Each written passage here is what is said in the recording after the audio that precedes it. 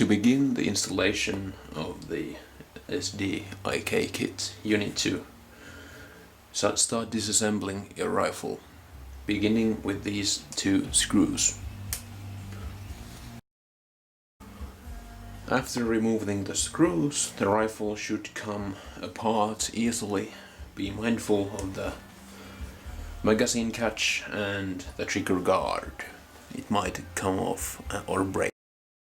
After removing the stock, you should have your rifle like this, and after that you will remove the trigger mechanism by removing this. In this particular version, the Airsoft Pro 90-degree trigger, you will have to remove this screw here and two on the sides of the trigger. If you have the original, you have one in the front and one in the back.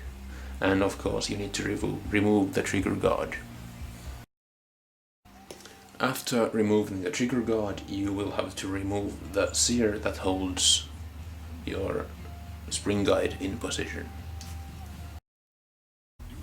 After it is removed, you can easily pull out the bolt.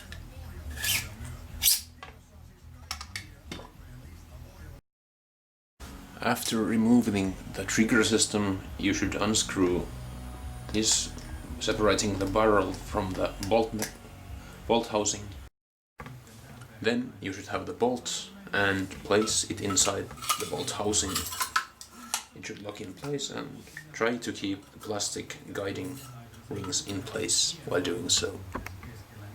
Then you should have the SDIK kit, the needle, and thread the tube through the cylinder of the rifle.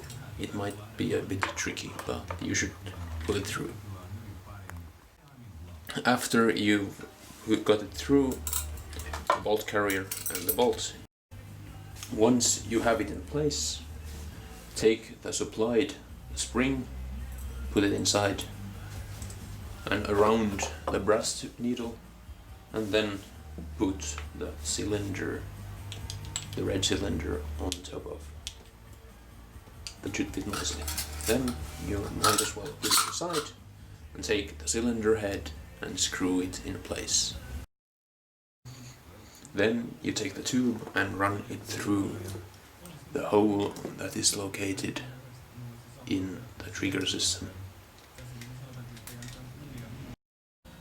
Then you take the brass tube, fit it around the black tube for the air, and slide it in the position, and it is going to hold back the spring guide of the HPA system. Then you should have your rifle in this condition.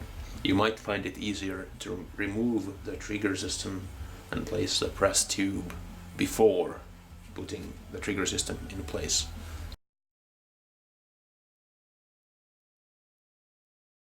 You can test the rifle and cocking it and dry firing, and then you are going to take the barrel and put it back in place.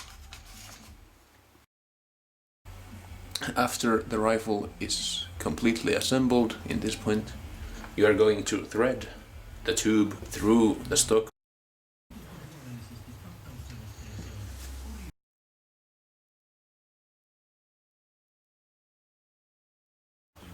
And now we take the CO2 adapter, screw its cap off place, and place the CO2 cartridge inside. At this point it is important to first attach the adapter's cap into the regulator, otherwise you'll just empty the CO2 cartridge. Then you can screw it in place and it should all work out.